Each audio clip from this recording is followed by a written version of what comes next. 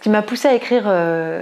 ce livre, Révéler votre nature, petit guide d'écologie intérieure et relationnelle pour un monde meilleur, c'est vraiment pour amener un éveil des consciences autant que possible sur ce lien entre cette liberté de choix qu'on a, de se rechoisir, et l'état du monde, et puis aussi pour vraiment permettre de passer le message qui est qu'aujourd'hui on est dans un état, souvent individuellement mais surtout collectivement, de marasme, de désespérance. On est dans une période où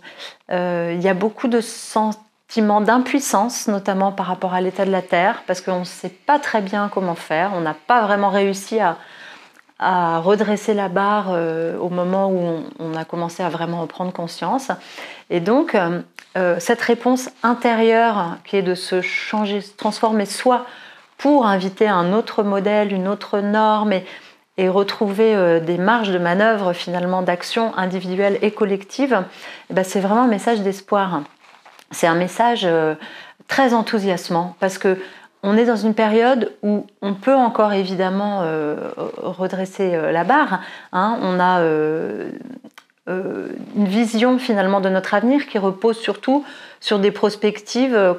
Quand on regarde les rapports du GIEC par exemple, qui eux sont basés sur la suite si on ne change pas nos comportements, si en fait on continue dans la même direction. Mais si on change collectivement, individuellement et collectivement, et qu'on arrive à se dire mais non, on prend les rênes, on réinvente notre humanité et on va vers un demain où on va être fier en fait d'avoir fait notre maximum. Bien sûr, on n'évitera peut-être pas de se prendre certains murs, mais on n'est peut-être pas condamné à sombrer. Moi, j'ai vraiment